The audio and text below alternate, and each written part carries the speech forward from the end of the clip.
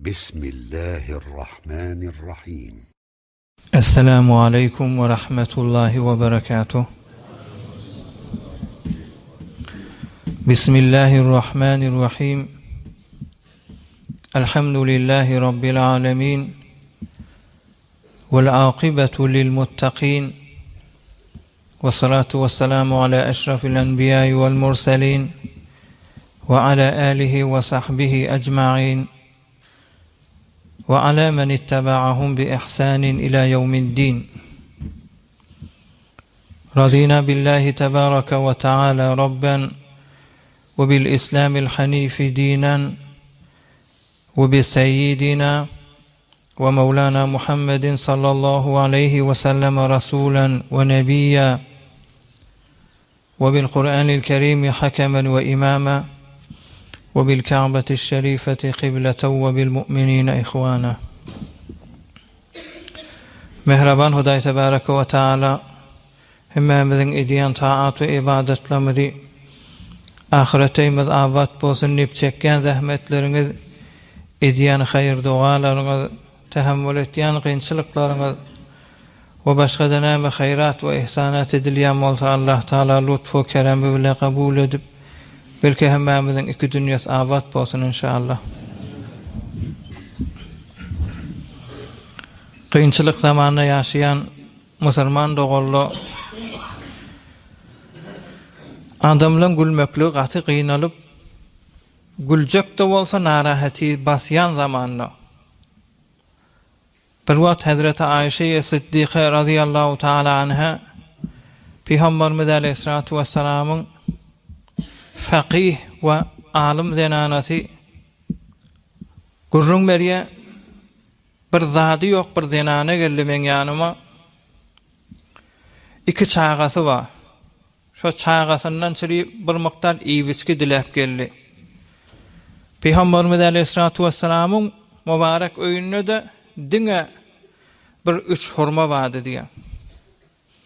Peygamberimiz aleyhissalatu vesselam'ın qati garipliğinden zor eşdiyeniz şunu Hazreti Ayşe Sıddike de üç hurmanı verdim diye şu her çağasına her kıyıcağına bir hurmanı verdi. Olar aşatada iyiydi.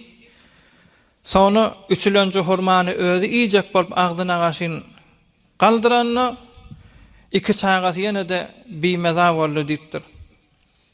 Eziyet verip ağlap enne onunla bersen deyip Hazreti Ayşe Sıddike diye gözüm bilen gördüm ağzına salacak bolup duran zadi iki bölüp çağasının ağzına saldı diye yarsın ona özü de şey deyip izine gitti diye. Peygamberimiz aleyhissalatu vesselam'a ettim bir kadiyani ya Resulallah bir mehman geldi şey etti diyemde şonna Peygamberimiz etti diye İnnallaha kad evcebe leha biha el cenneh revahul İmam Müslim aleyhirrahme. Huday Teala şu zenanan edel işi sebepli özü yiyecek bolup duran zadi çağasına berip özü isar ederligi sebepli Huday Teala şoňa cennet nasip etdi dipdi. Şu zamanın mestaqıdır ey musulmanlar. Musulman doğullar gündüz yadap işliye, zenanı da işliye, öyün içinde ya özüne gelişacak iş bilen işliye, erkek de işliye. Özüňiz bilýändirsiniz, ne dogry geyip bilýändirler, ne dogry ip bilýändirler. Şu çağalarynyň eýmaşyny pitin etjek bolup, oğlallarynyň garnyny dok etjek bolup, aýanda da şular zada zary bolmasyn diýip özü dogry geýmeýär, dogry ýatmaýar. Bilentekler giyce da işliyor. Ama öýüne gelsen gıyjağalar, çağazıklar yatı kızgın düşen içinde. Uqyny isar etdigidir. Hoşluğunu isar etdigi. Yaş wagtynda gidip aylanmany o Tehran ýalak ya başga şäherlerde ya hariç keşwerlerde işläp berle. Fakat öýünde rahat denanasy rahat ýatsyn, çağazıklar keyif edip ýaşasyn, kem buğdu bolmasyn diye. Hudaý Taala şolara cennet wajyp eden insanlardyr ey musulmanlar. İküün hoş bolsa Hazreti Mahtumul İşan aýtýar. İküün hoş bolsa üç gün waymış. Neçegisi menzilmiş, neçegisi jaýmış, neçegisi diýeni näzir edýdi. Bir zıra dünýede ýaşap bäske, iki gün hoş bolsaň, üç gün ağlayan. 2 gün hoş bolsa 3 gün waymış, neçe menzilmiş, neçe jaymış, nezire dünýä boldy, nezire jay boldy. Ýöne aýdypdyr mahtum bolýan. Bu dünýä mesle bir kerwan saraymış, gelen ýük ýazyryp geçip baradyr. Hudaý Taala musulmanlar pytak ýürek baglamar, ýalak pytasyny üzük jontok etip goýup diýipdir. Bir gün gülende oňun aglamaly boldy diýe musulmanlar. Ýöne bir zady bilmeli. Şu mahal narahat hemmekiş dogam kabul bolmaýar diýip bir tikede o hem asli gurrunga geçsek inşallah. Hudaý Taala şeýle musulmanlar mal dileýär, bir iktisady salym dileýär, günahşomy gawy bolsa bir jaý salsam, oglançyklama bir maşina bersem, ya falan etsem diýip özündegisindäki kembutlary Hudaý Taaladan dileýär. Hudaý Taala şoňa jogap bermeýär. Yani şun doga edende ertip bolmaly. Asl musulmanyň Hudaý Taalaň ýanyna erdeşini görende bir zada gyzyl ise baýat şu gyzyl bolmaly. Hudaý Taala şygat musulmana erdeş berýär. Emma näme diýip bolmaýar? Şunu bilmeli musulmanlar, bir padişahın elinde 500 milyon raiyeti var. Şu padişah da sana aýtýar, mesela jaýyň ýokmuş, maşynyň ýokmuş, bir zat bolýar, oňa şu adama sargı diýberýär. Şu padişah gaýg etmesin, bir zat bolar diýär. Şu padişah gaýg etmediyse bir arkasy dağdan, ýüregi daşdan, arkasy dağdan bolanyň ýüregi daşdan. Şol adam rahat ýaşaýar. Hudaý Taala Kadir Mutaal musulmanlar. Hemmesine jogapky bolýar. Bir Hudaýda ki 10 nefer doga edende 11-lenjik düşünşmän ýa eşitmän galar ýa oňorman galar. Ýok. Walillahi mulkus semawati wal ard. İştiçken dünýede bolmasa kıyamatda Hudaý Taala insanlara bir zindigi tamin etjek. O zindegini doga edip de yetip bolmaýar, o zindegi amal edip de yetip bolmaýar. Ähli sünnetin akidasyny Hudaý Taalaň berjek cennetini Hudaýyň öz lütfü bilen berýär. Ýogsam cennetiň liýagatyny, cennetiň zindegisini gören insanlar o zindegi ibadet bilen yetip bolmaýar, o zindegi hazine bilen, erdeş bilen yetip bolmaýar. Diňe Hudaýyň lütfü diýe inşallah hemmeňize de nesip eder musulmanlar. Namit bolmaýlyň. Hudaý Taala Qur'an-ı Kerim'iň müňlerçe ýerinde bendelere gaýg etmesin, aýandek we ahirete umidwar etýär musulmanlar. Geçen heften idi Peygamberimiz Aleyhissalatu vesselam'ın mübarek Isra-i Şerif ve Mi'raj-ı mübareki. Entek asmalara garşyn uçanak Mekke-i Mükerreme'den Beytül Mukaddes'e garşyn Mescidul Aqsa garşyn Peygamberimiz Aleyhissalatu vesselam seferiniň başlamaklygy yolla Hazreti Musa ala nebina ve aleyhissalatu vesselam'ın ibadet eden yeri Tur Sina Mesir'de şoňa düşüp ibadet edip namaz okuýmaklygy. Ondan sonra Beytullahm diýen yer Hazreti İsa ala nebina ve aleyhissalatu vesselam'ın dünýä gelen yerine düşüp ibadet etmekligi. Medine-i Munawwara düşüp ibadet edilmekligi şo gecede ya Resulullah aýanda desen şu taýda ýaşap, şu taýda jaýlanjak diýip ibadet etmek. Ve yolla da gen ýagdaýlar Peygamberimiz Aleyhissalatu vesselam görýär. Bu gecede şoň edamaty Peygamberimiz Hazreti Cebrail aleyhissalamdan Beytül Mukaddes'e baranda Peygamberimiz Hazreti Cebrail aleyhissalamdan ýine de soragyny edame berdi.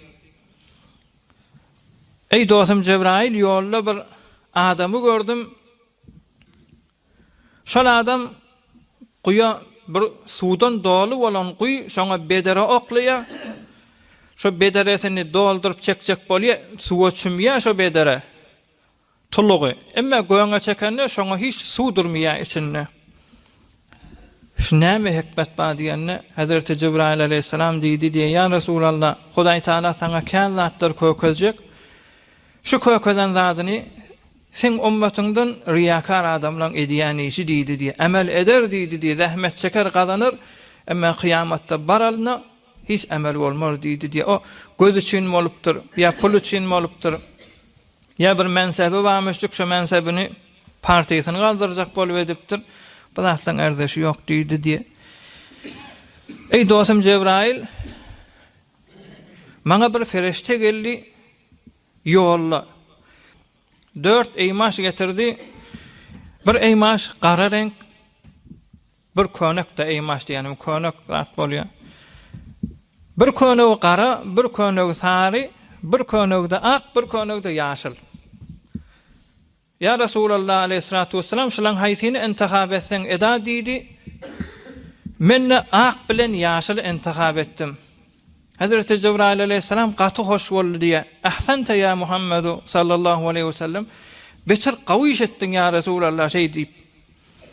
Onna ak diýene ak könök nur we hidayet diýipdir.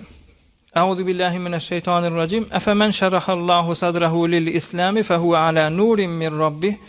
Her kim Hudaý Taala hidayet etse, şu benden gursagy nurdan dolu bolýar, hem emel ýok ýa şoňa. Sen agymaşy intihab edeniň ummetin köpsi hidayetiň içinde dogurluk bilen geçşegi diýdi. Ýaşyl ýmaşy intihab edeniň de cennette tamam insanlar alal hususa Peygamberimiz Aleyhissalatu vesselam'ın ümmeti ýaşyl ýmaş giyecekler. Ey musulmanlar, alımdır. Geçen ümmetler ýaşyl ýmaş giymeklik ejazatı ýokmuş olan hiç gaýsynyň. Ýaşyl ýmaş giymany ejazalary ýokmuş. Çon ýaşyl ýmaş mahsus cenneti adamlar cennete girende ýaşyl ýmaş giyecek.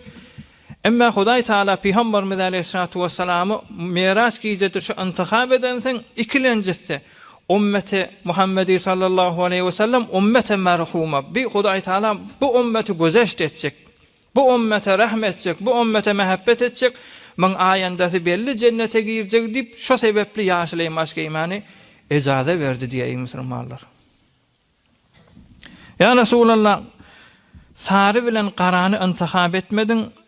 Qara dawzahy adamlan giyecek ýmaşy diýdi diye. Eger qarany intihab eden bolsaň ummetin köpsi dawzahy girerdi. Saryny intihab etmek sary kafirçilik. Eger sary dony intihab edip alan bolsaň sen ummetin köpsi imansız dünýeden geçerdi diýdi. Hudaý saklasyn. Ey dostum Cebrail, ýolda bir adamy gördüm, bir tohum ekýe. Şu eken wagtynda da gögerýe, gögeren wagtynda da bişýe, bişen wagtynda da orýa şony. Bir geçip bar ya Mescidul Aqsa'nın Peygamberimiz Aleyhissalatu vesselam Hudaý Taala ders bolsun diýip aleme mesal formunda Peygamberimiz de kökediýär Aleyhissalatu vesselam. Nämetde boldy bi? Eken wagtynda gögerýe, gögeren wagtynda da bişýe, bişen wagtynda da orýa. Onu ya Resulullah o sen ummetin ediyen sogap işleri diýdi diye. Sen ummetin bir sogap etse, şu sogap şu tajykda Hudaý Taalaň ýanyna kabul bolýar. Kabul bolandan soň Hudaý hoş bolýar. Hudaý hoş bolandan soň oň derejesi galyp günäsi ýolýar. Kıyamatda da aýynda sabat diýdi diye musulmanlar. Ey dostum Cebrail, men ýolda ýene bir geň ýagdaý gördüm. İki dik zat gaýnapdy, damak, taam gaýnapdy. Şoň biri täzece şumat dawardamak salaňda näzire täzece et bolýar arassaja. Täzece arassaja et gaýnapdy, şoň içinde awadan ýyldyrap, ýalfyrlap. Owur gadanna da diýseň porsiýon, diýseň islenen harap bolan et gaýnapdy. Ohm bir adamlary gördüm. Elinde arassaja eti var. Şo belki arassa gaýnap duran gazana oklaýarlar, şo diýge oklaýarlar. Aňyrdan porsiýon, pujiýan, zaýlanan etten alakamda iýerli diýipdir. Gaty Hudaý Taalaň özi asmasa qyyn soraglary musulmanlar ders var. Näme boldy? Hazreti Cebrail aleyhissalamdan sorag edipdir Peygamberimiz. İki dik gaýnapdy, birini arassa et, birini zaýlanan et. Ýaşyl bolup duran bolmaly, heňlep, islenip. Bir etde adamlary gördüm, arassaja etini getirýär, gyzylja arassaja täzece etini getirip şu arassa gazany oklaýar, o tarafdan pujiýan biderek islenen eti iýär diýende onu ya Resulullah Hudaý Taalaň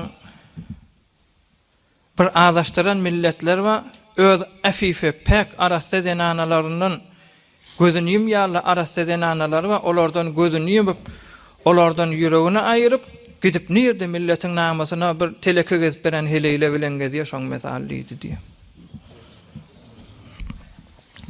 Yine biri Peygamberimiz Aleyhissalatu vesselam baryaqa ýanyna jynyň bir eber gudret efrit diýeli beter güýjüken Jıllan bir eline od alıp Peygamberimizin yanına geldi diye.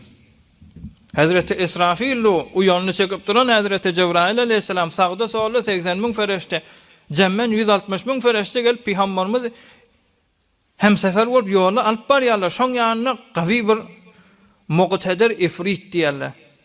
Gaty zorludy musulmanlar. Hudaý Taala bir gawy yaratan mahlukatyndan eger irade etse bir ifrit diýen mahluk bir dağı ýerinden sogurup bilýän mahluk. Eline o dallı diye Peygamberimiz Aleyhissalatu vesselam el-ayazu billah hudaý sakladın Peygamberin üstüne degirjek boldy diye. Peygamberimiz Aleyhissalatu vesselam da şonu gaty gyssanly diye. Hawasa pert bolýar, gyssanly diye şoňa nämetçegini bilmäni. Hazreti Cebrail Aleyhisselam eýem gördü diye ya Resulallah men bir doga aýdyn şu dogany şu mahal et şoň odan söndürür gümün çeker diýdi diye. İşte inşallah şu dogany bir dogollamyň bir ýerine çap etdik, çap edip getirdi. Şu doga şu ey musulmanlar. Peygamberimiz Aleyhissalatu vesselam Hazreti Cebrail Aleyhisselam ya Resulullah şu dogany aýt dipdir. Auzu bi kelimatillahi tammat.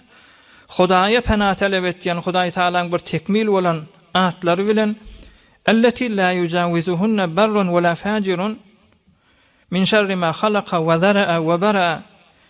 Hudaý Taalaň bir şer bir fajir yaradan mahlukatyndan Hudaýa pena talep edýän şu dogany okuýandan soňra zarar berip bilmeýän ve min şerri ma yenzilu minas sama asmandan gelýän ve min şerri ma ya'ruju fiha asmana çykýan ve min şerri ma zara'a fil ard yerde dören zat ve min şerri ma yahruju minha yerden çykýan zat ve min şerri fitenil leyli ve nahar gece ve gündüz musulmana eziyet berjek bolup duran fitnelerden ve min şerri kulli tariqin her bir üsüňe gelýän bir güýçli zat illa tariqan yatruqu bi hayr meger öýde bir hayır getirjek dik gelýän bolmasa şolaň hemmesinden Hudaýa pena talep etýän ya Rahman ey Rahmanur Rahim bolan Hudaý diýdi şu dogany et dipdir.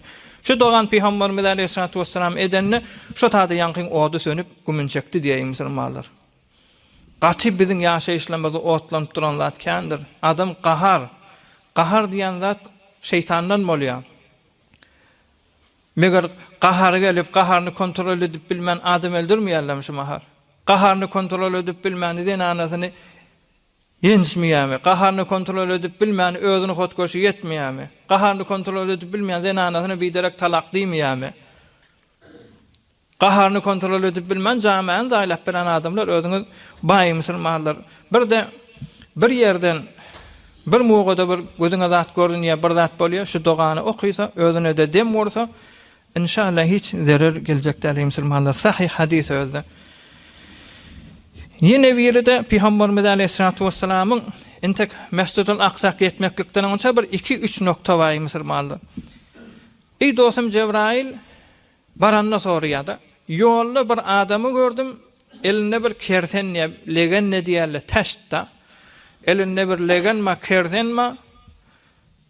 Şonu yere gömýär, yer gazýar. Elinde bir legen ma şonu gömýär. Gömen wagtynda ýene de bir meýdan soňra çykaýar şolegen görünýär. Näme haby diýip şunu sorapdyr. Hazreti Cebrail aleyhissalam diýipdir: "Ya Resulallah bi sen ummetin mahfi eden ibadeti diýipdir. Sen ummetinden gawatda göz ýaş eden ne boljak, gawatdan doga eden ne boljak, gawatdan sadaka beren aglan ne boljak, namaz okuyan ne boljak, araza tutan ne boljak? İşte içken dünýede şu edeni işiniň nury şolaň ýaşaýyşyny yüzüne, ennamına, zindegisine çıksa kıyamatda da mahşer meydanını beyleki ümmetlerin arasında şu eden sogapları belli olacak. Sen ümmetin eden sogap işleri deydi diye. Ahir kıcası da ey dostum Cebrail yan yetik geliyken bana bir adam geldi, bir lokma var elinde, bir yudum bir çeynen bir zat bolmaly elinde. Şonu bana berdi, men de aladım. Çeynadım şonu yaptır. Bir lokma bardat bolmaly. Inni on çörek ýalakdygy ya on et ýalakdygy onu Hudaý Taala bilýär. Agzalmandyr. Peygamberimiz aýtdy, şonu çeynedim agzyma alyp. Ey dostum Cebrail aleyhissalam, çeynemde şunu neçe çeynedim hem ýudasym gelmedi. Beter süýjüýe. Neçe kan çeynedim hem beter süýjüýe, halawaty kan elýär. Şu näme mesalypdyr. Hazreti Cebrail aleyhisselam diptir, ya Resulallah, iki zattan tabir şo diptir. Bira qahar diptir. Neçe qaharın çeýne bilsen, ýyzyna düşüp gitmesen, gitdiňçe özüň keyif edersin. Hem mazal etmendir, mazal diýanmandyr, mazal edamandyr dip, sonra özüňe süýjüýär dipdir. Neçe qahar ýuwsan Hudaý Taala imanyň halawatyny berjek. Over tabir de Kur'an-ı Kerim dipdir. Neçe okuýdyňsan süýjüýär, ýaşaýyşyňa lezzet gelir diýdi ey musulmanlar. Peygamberimiz aleyhissalatu vesselam Mescidul Aqsa getýän. Mescidul Aqsa diýerler, Beytul Muqaddas diýerler, Beytul Maqdis diýerler, elmiňiz artar. Bilen taň adamlar Beytul Muqaddas bilen Mescidul Aqsa bilen muhadiye ýok. Gözden Mescidul Aqsa Kur'an-ı Kerim'de de gelipdir. Euzu billahi mineşşeytanirracim. Subhanellezî esra bi abdihi leylen minel mescidil harami ila'l mescidil aqsa ellezî barakna havlehu linuriyehu min ayatina innehu huves semiul basir. Hudaý Taala el Mescidul Aqsa depdir. Bizim tarihlerimizde Beytul Muqaddas, Beytul Maqdis diýerler. Öz aralarında Beytul Maqdis diýerler. Biz ajamlaryň arasynda Beytul Muqaddas diýerler. Beytul Muqaddas der asl bir berden aýdylan zat. Asl Mescidul Aqsa. Aqsa diýdigi aňyrak diýdigi. Peygamberimiz aleyhissalatu vesselamdan sorapdyr.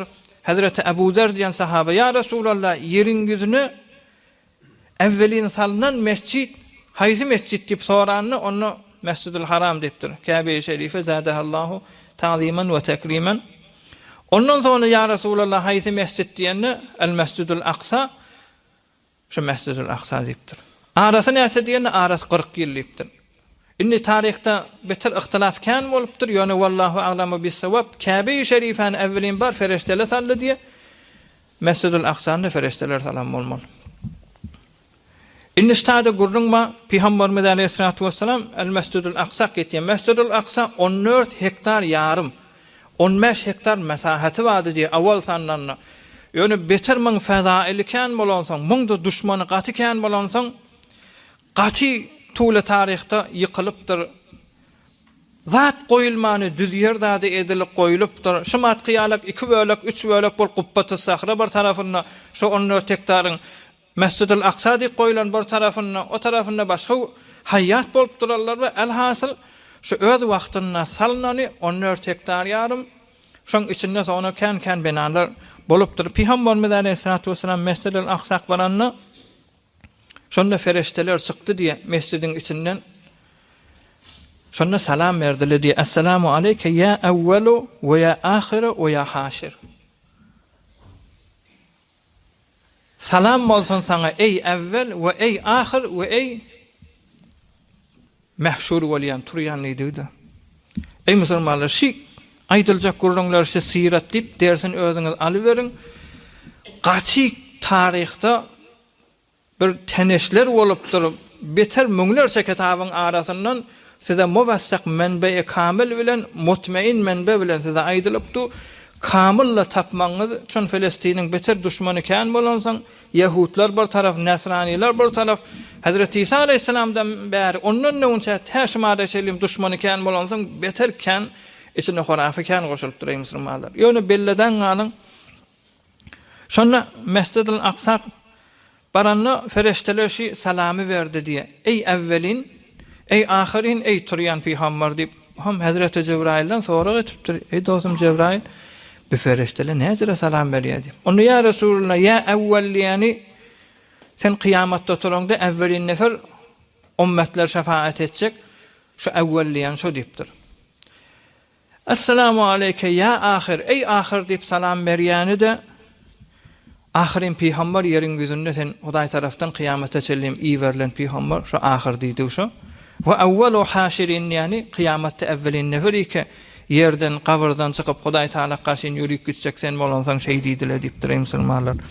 Aham Hazreti Cebrail aleyhisselam yankı boraqy cennetten gelen boraqy alıp beýrräge iýdip Haitul Buraq diýip şu mahal şu yan aýtmadym mı? El Mescidul Aqsa diýdim, 14 hektar ýarym diýdim. Şoň içinde Kubbatus Sahra diýip bir mescid bar, El Mescidul Aqsa diýip bir mescid bar. Şoň aralygyny bir tagriben tuly hesap edende 50 metr, irtifasda 20 metr bir divar bar. Şu divari Awallan ba Hazreti Cebrail aleyhisselam gelip şu bir hille saf divar bolansan qanatı bilen şu divarı deşip yankı boraqı şoňa taktı diye. Cennetten gelen borak. Başka da peygamberler sonra ziyarete geldi. Peygamberimize selamlaşmana şolar da boraqını şoňa taktılar diye. Oham hatta şu boraqın tanafı takılacak tanafı da cennetten iyişilik gelen. Dünyanın mahdiyatı yoğuttu deyip şey diyeyim Müslümanlar. Oham Hazreti Cebrail iptir takaddem ve salli rakatayni bi ihwanike minel murselin. Ya Resulallah eve düş. Beyleki peygamberlerde gelweti sana ziyaret etmene şolar bilen bir namaz oky 2 rekat dip. Oham peygamberimiz aleyhissalatu vesselam umam bolýa. Beyleki peygamberler näçe peygamber? Bir rivayette 124 min peygamber gelip şu taýda namaz okuydu diye. Peygamberimize üýüp. Ey musulmanlar, inni ştada goýýas geljek hefte inşallah peygamberimizi Hazreti Cebrail aleyhisselam Qubbatus Sahra diye şu taýda bir sahra wa şu sahraň üstüne mindirip asmana gaşyn alyp gitjekler inni. Inni geljek heftede meýlek Mi'raj bolýar. Bu maada selim Isra bolýar, alyp gitdiler ýeriň ýüzüne. Ýöne şu bize bir ulaqan soallar jogapdyr size de. Näme diýip Peygamberimiz aleyhissalatu vesselamy Hudaý Taala Mekke-i Mukarremeden gün asmana gaşyn alyp gitmedi. Ey jawan oglanlar, aýdyljak bolýan gurrunlar akide gurrundur. Dünýäň ýüzünde kafir musulmanyň arasynda gaty bir teneşler bolupdyr. Ummeti İslamiýiň arasynda teneş bolupdyr. Gözden siz şu mahal o ýolukda öz gewräňiz bilen geldiňiz mescide. Görüp duran zatlaryňyz waky, özüňiz gelip duňyz, ruhuňyzda gelenek, jesmiňizde bar. Peygamberimiz aleyhissalatu vesselam şu peygamberler görmekligi, Beytul Muqaddese barmaklygy, El-Mescidul Aqsa'da namaz okuýmaklygy o ýolukda mübarek gewresi bilen diýe. 2 sure gelipdir. Esra, sure-i mübareke Esra'da gelipdir. Geljek hefteden meýläki gurrunlar sure-i En-Necm'de gelýär edamasy. Bar Hudaýyň ýanynda bar eden gurrunlaryna selim Hudaý Taala Kur'an-ı Kerim'de getiripdir musulmanlar. Iniştada näme diýip Mekke-i Mukarremeden asmana gaşyn uçmanlar. Çon Peygamberimiz aleyhissalatu vesselam gaty bir muayyet peygamber ey jawanlar. Bir peygamber ýok. Şu mahal Suriye diýenlerler. Coğrafiýaňyz galdyryn sizin. Suriye diýerler, Ordon diýerler, oham Filistin diýerler, Irak. Gadymda şolara Şam şerif diýerlermiş. Şam peygamberimizin wagtynda Şam şerif diýerdiler diýär. Şamda näçe Hazreti Musa aleyhisselam Hazreti İbrahim'in wagtynda umugo ya Hazreti Yusuf'un wagtynda da Kenan diýerdiler diýär. Peygamberin wagtynda Şam diýip de umugo Suriýe de ýok, umugo Irak da ýok, umugo Filistin diýen zat da ýok. Filistin bärden Yahudiler dakypdyr.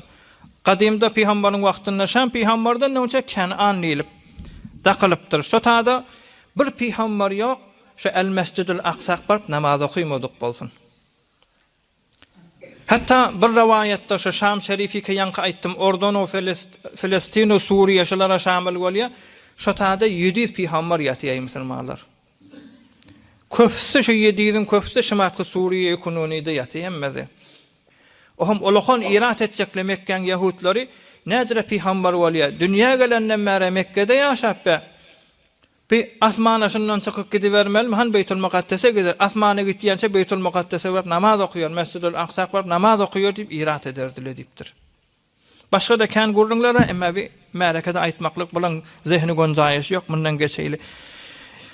İkilenci soalla ders babylarda. Ey jawan oglanlar. Näme diýip Hudaý Taala El-Mescidul Aqsa ekidipdir peygamberimize.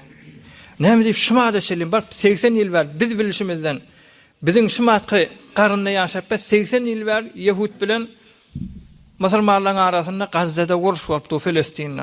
Näme gurrun maşallah. Peygamberimiz şeýlen asmana gaşyn uçdy.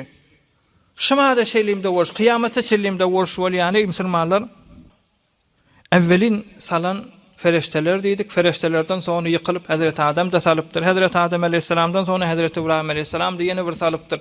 İbrahim peygamber 2 mescid salan adamdyr ýeriň ýüzüne. Biri Kabe-i Şerifäni tecdid etmek, bir de El-Mescidul Aqsa'ny. Ondan sonra bir näçe wagtlar geçip İbrahim aleyhissalam Sara diýen zenanasy, Ishaq diýen ogly, Yaqub diýen agtygy, Hazreti Yusuf diýen şawlugy, bir de Hazreti Ishaq'ın Rufqa diýen zenanasy Hazreti Yaqubun Ley'e diýen zenanasy şolar hemmesi şu El-Mescidul Aqsa diýeti. O taýda jaýlanypdyr. Ondan sonra İbrahim aleyhisselamdan sonra Hazreti Davud aleyhisselam gelip Davud peygamberdi öz oglu bolan Süleyman peygamberi wasiýet etdi. Ey ogul sen niye git tecrid emena için abad etdi. O mogoda bir jaýlanyp Hazreti Süleyman peygamber de şu El-Mescidul Aqsa'ny 14 hektarlyk tecrid emena edip awadan mescid edenni Buxtanasr diýip bir zalim kafirin biri onu kamil aýyrýa. Taqriban 5 qaryn Hazreti İsa'dan önce. Sonra Hazreti İsa dünya gelenden taqriban 150 ýyl sonra Ruman diýen bir farka gelip El-Mescidul Aqsa'ny ýykýarlar. Ondan sonra Hazreti İsa'dan 400 ýyl sonra da ýykylýar ta Hazreti Ömer'in wagtyna çelli. Ýöne geň zadyşy El-Mescidul Aqsa öz wagtyny 14 hektarlyk mescid 500.000 nefer namaz okuyardı diye. Şu avat bolan wagtyny. Bu gurdanlar geçenden sonra Peygamberimiz Aleyhissalatu vesselam şu taýda peygamberler bilen namaz okuydy diýdik. Erzeşine aýdywatin. Şuma näme diýip İsrail şonu aljak bolýar. Ha zehniňizde soragdyr. Näme diýip Käbäni aljak bolmaýar. Näme diýip Medinäni aljak bolmaýar. Yerin gözüne olakan mescidken, ink olakan mescid Kortobada, İspaniýada 1000 sütürlü mescid, erti namaza dolýan mescid. Näme diýip onu aljak bolmaýar. Gelip El-Mescidul Aqsa'ny aljak bolýar Yahud. Ey musulmanlar, gaty dersler vardır. El-Mescidul Aqsa 14 hektaryň içinde Qubbatus Sahra diye şu bir Hazreti Peygamberimiz şoňusynyň asmana çykjak. Şu taýsyny uruj eden ýerine ýörüýte mescid edilipdir. O taraftan El-Mescidul Aqsa şolaň içinde, şu 14 hektaryň eteginde Hudaý taraftan Hazreti Musa aleyhisselama bir 10 tike lawhu gelýär. Hudaý taraftan biziň elimizde Qur'an-ı Kerim gelşýärlik. Hudaý taraftan lawhu gelýär. Mustaqim bir daşyalyk zadyň üstüne ýazgly Hudaýyň kelamy şu Qubbatus Sahra bilen El-Mescidul Aqsaň etegine jaýlagly şonu çykarjak bolýarlar bir. Ikilenjisi Süleyman peygamber bir peygamber iki kullu Koreýa hakik peygamber bolupdyr. İnsanlara da padyşahmış, jyllara da padyşah. Oham şoň elinde bir mezayalar wady diýe, şoň elinde bir gudratlar wady diýe, şu gudratları gelip şu El-Mescidul Aqsa'da jaýlanypdyr. Şu gudraty eger İsrail Yahud ele alsa, yerin gözünden musulman kafir ýok hembesin ele alyp bilýär. Ondan sürýär. Tarihte keşmekeşler bolupdyr. Bu gurdanlar Süleyman peygamberden bir näçe müň ýyl geçipdir ey musulmanlar.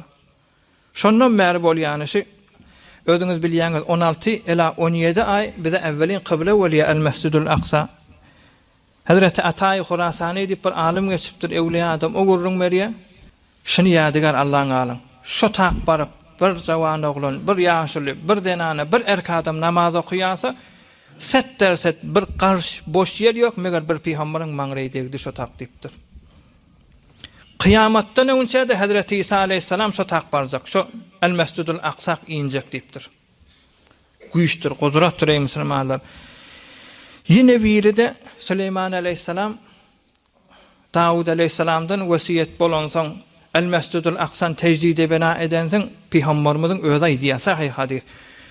Süleyman peygamber 3 doga etdi diýipdir. Şu El-Mescidul Aqsa 14 hektar ýarymy abad edenle 3 doga etdi diýipdir. Şoň bir dogasy: "Ya Rabbim, maňa bir ilim ber, men alim padyşah bolýyn" diýip.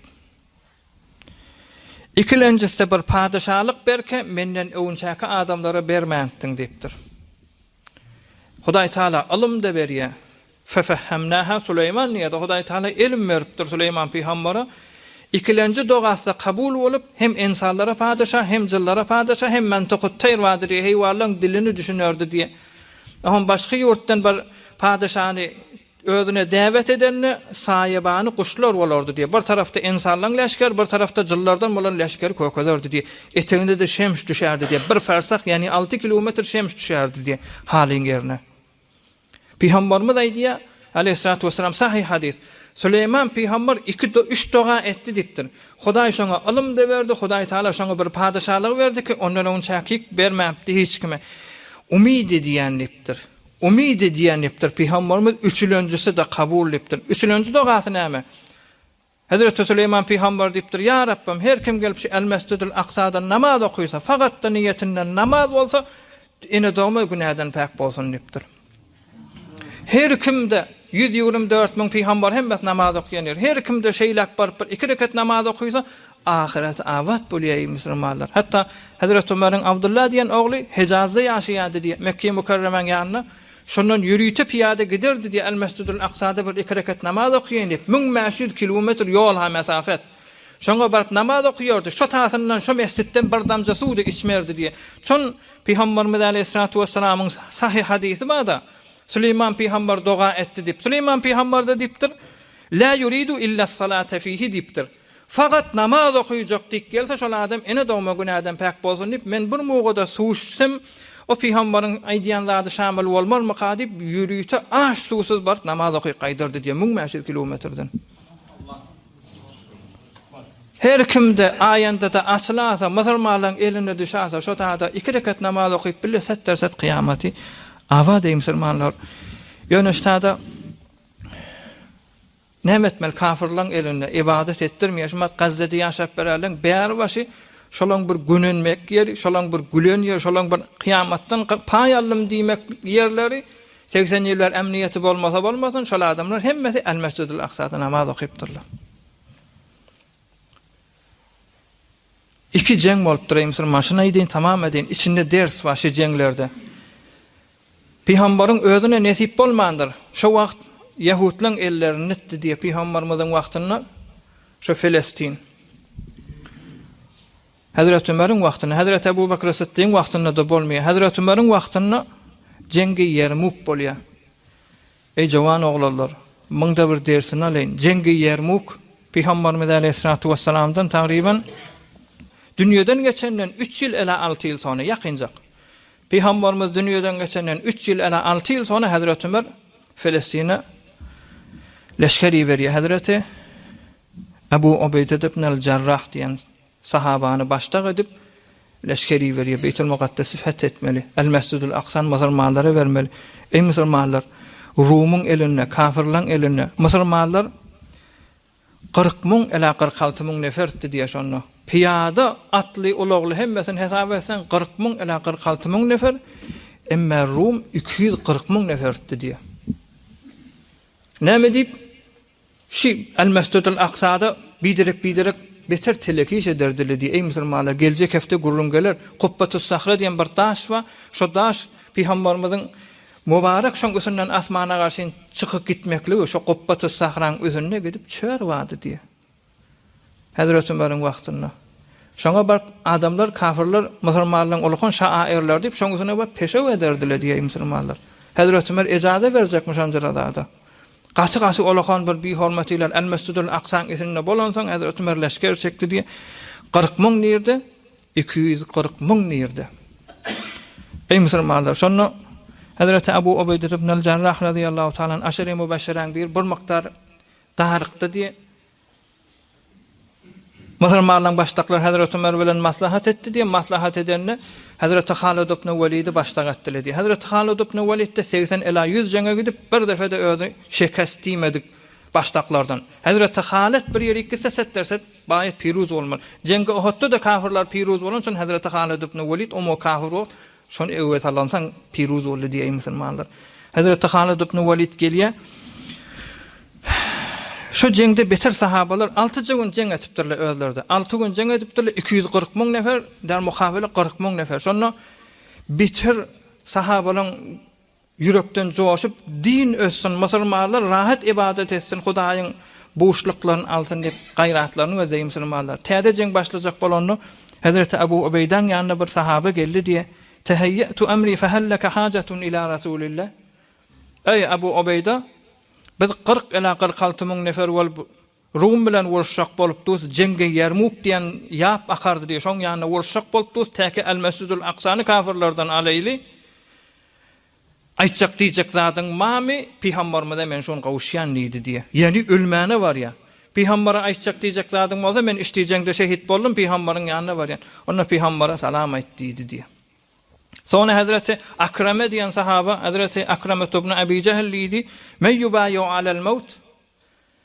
Ey 40.000 musulman kim ölüme bey'at etýär, garardat baglaýar. Kim öljek diýipdir. Jeng başlajak bolupdy. Şonda 400 nefer musulmanlardan men öljek geldi diye musulmanlar. 400 nefer öwe düştü diye gaty 6 gün wuruş bolup Peygamberimiz Aleyhissalatu vesselam'ın leşkeri Piruz bolup Hazrat Ömer'in wagtynda aziz insanlardan 3000 nefer musulmanlardan şehit bolup, hatta bir tek musulmanlary beýleki musulmanlar gorkujak bolup kafirler gözüne ada sogurardylar diýip jeng meýdanynda. Onu da iza gaýtmadylar diýipdir. Hatta bir tarihte muvassaq tarihlarda agzalýar, şonu jenge Yermukda bir 3 nefer wady diýen meyyubayu alal maut, ölüme kim qarardat baglaýar, kim öljek Hudaý ýoluna diýende men öljek diýip 400 nefer wady diýen musulman. Şu 400'ün 3 nefer bir ýerde diye 3'üsi mezruh bolupdyr, indi dünýäden geçecek.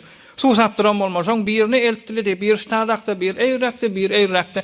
Evvelki eltellerini onu eltdipdir.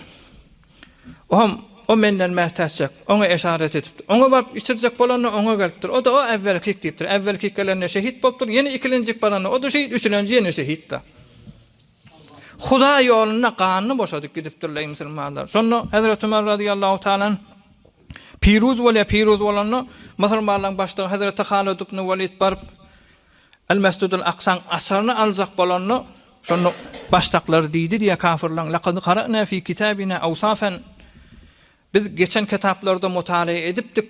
Geçen kitaplarda Tawratda gelipdi. El-Mescidul Aqsany Peygamberden sonra ikilenji halifesi fethetjek, şo fetheden adamyň şemaili ýok sizde diýdi diýe. Eýem habary berdiler diye Medine-i Munawwara Hazrat Ömer şonda gaýtdy diye.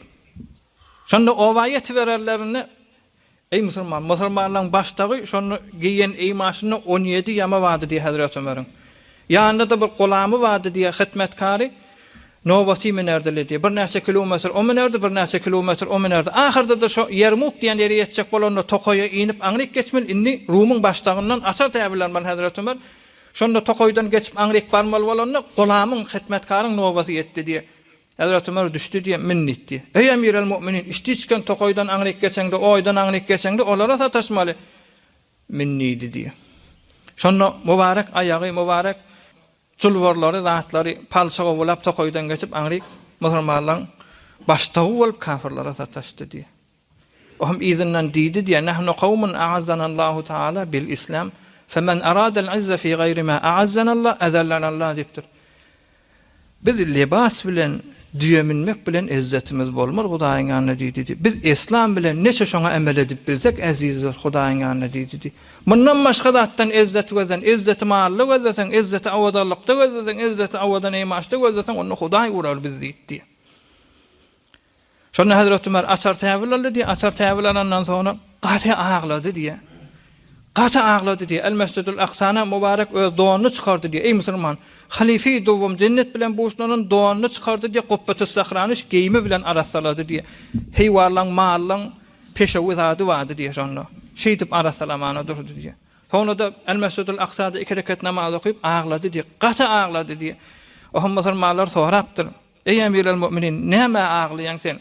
Şu El-Mescidul Aqsany kafirlerden alanmaza aglaýanmy? Yen sahabalan şehit bolan 3000 sahaba şehit boldy diye. Şoňa aglaýanmy diýenni onu bu zatlara aglamak mennipdir. Akhsha an tuftaha aleykumud dunya feyunkiru ba'dukum ba'da. Men aglaýanym indiden beýlek din nusrat tapdy, Rum ýykyldy. Musulmanlaryň ellerine mal oýnajak, indi magam oýnajak, mensaby galjak, şowkaty galjak. Eliňizde dünýä kan alahamda bir wiňiz ýigneler mukadip şoňa aglaýan diýdi diye. Şemat değilmiş o musulmanlar. Birbirimizi yigrenmeyasmi?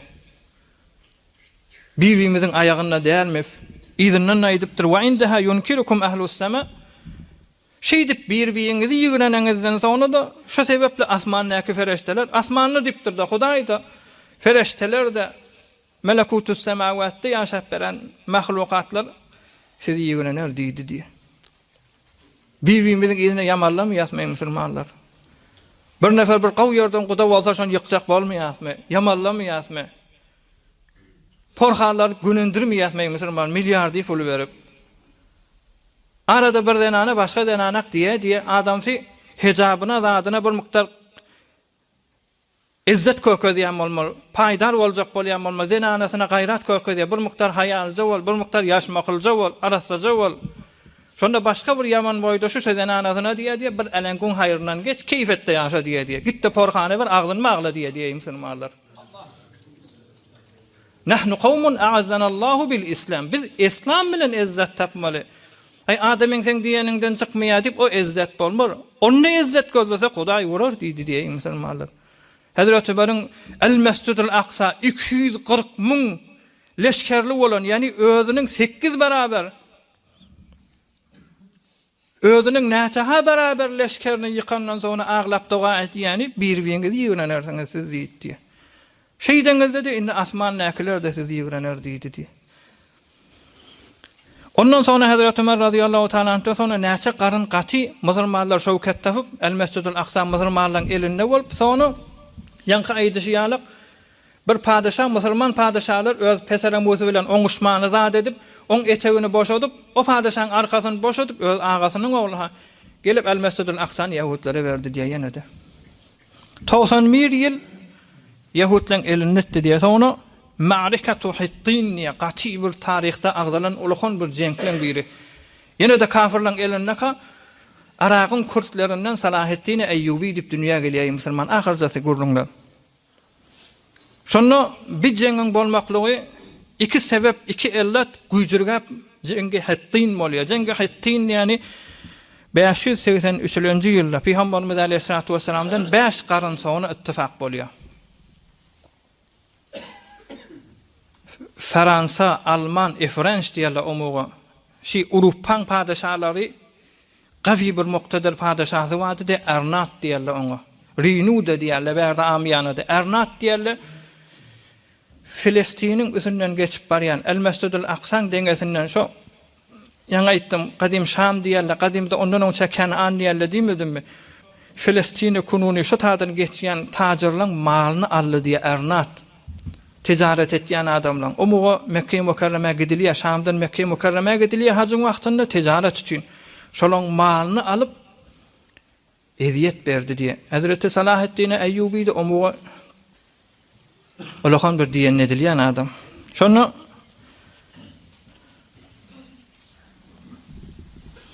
Misirden Hazreti Salaheddin Eyyubi namy berýär. Ýa-ni Ernata, Urupan padişahy.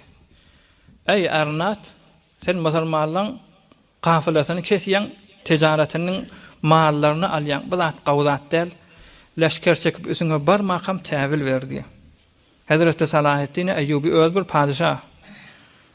Şonu Ernat gaty biderek kepledi diye. Qulu li Muhammedin sallallahu aleyhi ve sellem yuhlisukum.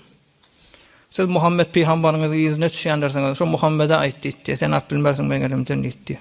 Şo taada bir näçe aýyň içinde näçe ordundan bir miktar ýygnap, o taraftan Şumatky Filistinden ýygnap, Suriýeden bir miktar leşker ýygnap, Hazreti Salaheddin Eyyubi 10 min atly serbaz, 13 min piyada serbaz, cem'en taqriban 20 min serbaz ýşürdi diye. Kim bilen jeng etmel? Urupa bilen jeng etmel. Urupaň leşkerine 80 min nefer. 20 min mukabele 80 min jeng etmel bolýar. Şonda musulmanlar 7 sagatlyk jeng etdiler diye. 7 sagatlyk jeng etdiler. 17 min musulman şehit boldy diye. 7 sagatyň içinde 20 min nefer leşker var. 20 min leşker ela 30 min dep sanalýar. 20 min ela 30 min bolsa 17 min bolsa köpsü gidip durdy, şehit bolup durdy. Ohum ýa-ni Urupan Ernat diýen padişah başdaklary wezirlerini getirdi diye çadyryna Hazreti Salaheddin Eyyubi oturtdy diye. Ewine de bir parç suw goýupdyr. Gaty ola jeňeden soň 7-8 saatda haýyjygyp suw sap duran ýa-ni Ernat diýen padişah. O işşek bolupdyr liwan bilen. Men içmeden jirim goýamagan diýipdir. Naam ana anubu an Rasulullah sallallahu aleyhi ve sellem fil intisari li ummetihi. O sen bir näçe aýmandan onça diýdin, git Muhammed'e aýdyn diýdin, ummetin nejat bersin men elimden diýdin. Men şuma sen ummeti nejat berjek bolwatyn diýipdir. Kılıçyn çykarypdyr. Musulman bolýan diýipdir, musulman bolmaýan diýip şu taýda kellesini gaçyrypdyr. Çadyrdan da daşaryk zaňşan diýipdir. Sonra wezirleri gaty gorkansaň olara size işim yok. Bir Peygamberimiz Aleyhissalatu vesselam'ı bir edip bolansaň men kellesimi kesdim diýipdir. Täze İslam'ı kabul etse de afw etjek etdim diýip şey diýip musulmanlar gaty şonu bir gen gurrun bolýar. Şonu El-Mescidul Aqsa Hazreti Salahaddin Eyyubi bir näse nefer ha barıp 25 ming neferden 17 ming şehit bolandan sonra El-Mescidul Aqsa girjek bolarny musulmanlaryň mübarek şehit gewrelerinden atın dizine selim kan boldy diýe musulmanlar. Şun ýal üsüsüne ýatydylar diýe kanyň içinde. Hazreti Salahaddin geçjek bolanda şonu mübarek şolardan dökülen kanyň özü palçyk bolup lokur bolup dizine selim atlar çimerdi diye kanyň musulmanlar. Nämeden şeýle şey tuturlar? Biz rahat bir-birimize attakmadan şeýle şey tutursun. Hasadat etmeden şeýle şey tuturlar musulman. Biz şu taada bir 2 rekat namaz okyp Hazreti Süleyman peýgamberin dogasyny alar ýaşaýyp tuturlar musulmanlar. Aglaýlyň gaty öz günümizde beter erwet ýagdaýda ýaşap berse musulmanlar. Gayrat edilen musulman men ösen gaýym bolmaly. Hazreti Ömer'in yine bir çekel rahmetinden aýdyn ohum tamam edin. Geljek hafta inşallah peýgamberimiz asmana gaşyn gitsegi. Bir wagt Hazreti Ömer balyk hewas etdi diýe. Şonu yoldaşlar hadymlarynyň birini iýerdi diýe derýadan balyk almaly. Derýadan awçylardan balyk alyp Hazreti Ömer'e getirmeli. Şonu omugyda at bilen ulagly gezilýän wagt Medine-ni Munawwara ýankadan balyk alyp geldi diýe. Ýanky ata bir mykdar agram beripdir diýe da. Agram berensen heýwan dewşip derläp duran bolmaz tallaryndan der akyp. Şonu ýanky hadym şu atynyň dersini suwurup gulagynyň ýanyna suwurup dukaşdadan birden bar wurup duran bolmaz şeýle. Tyň şeýle dambar wurup duran bolmaz. Hazrat Ömer radiyallahu ta'ala şu damary görüp diýipdir. Uzzibat bahimatun minel bahaimi fi şehweti Ömer. Bir aýaglaw eziyet çekdi derledi damarda da vurup dewşipdi. Bir Ömer bir sadece musulmanyň bir hewas etýän zadyny ýetjek bolup gerekdälikdi. İjek dälikdi. Bir heýwan kösenip men doýamda näme doýmanyň o diýip şey diýip aş geçdi diýe musulmanlar. Gaýrat edeýin, istikamet edeýin, daýawdyraýyn. Wezen bizin gelip El-Mescidul Aqsany İsrail'in elinden onu bizim elimizden hariç hiç bir musulmanlar başarmaýarmy. İşte çıkan kıyamatda Hazreti İsa asmandan gelip El-Mescidul Aqsaň dogul özüne gelip jeňedip eýe boljak diýen. Ondan bärde tarihte agzalmanlar, pişbini de bolmanlar kıyamatda Hazreti İsa eýe bolmaly zatasyna musulman. Ondan bärde biges beren musulmanlar ki bir-biriňizden kepläpdir, bir-biriňizden ýamanlapdyr, bir-biriňizden perwende dogurlapdyr, bir-birini ýigrenip duran enata ogluny ýigrenýär, ogul enatasyny ýigrenýär. Han bir hanawada da tafaňy musulman. Bir oglugy bir-biri bilen mehr mehabbetli bolsun. Doğun mehabbetli olsun. Yok. Badır heýwara azır. Gaýrat edilen inşallah geljek haftadan melek Peygamberimiz aleyhissalatu vesselam bir manevi seferi boljak. Onu da inşallah gaty şerket etden durun. Biz etçik işimeler yok şundan başa. Peygamberin gurrunu eşitmeden başa elimizden geljek hünerde yok. Bişek Peygamberimiz bu oturuşumuzda gaty hoşdur. Hudaý Taala şu Peygamberin horwatyna dünýede bizin kemokastimiz we günahkarçylyklarymyz afu bolup cennetde hoş bolup ýaşamak hemmemize nasip etsin inşallah. برای مشاهده ویدیوهای بیشتر به کانال یوتیوب سخنرانی های علمای ترکمن سر بزنید، مشترک بشید و منتشر کنید، اجر ببرید.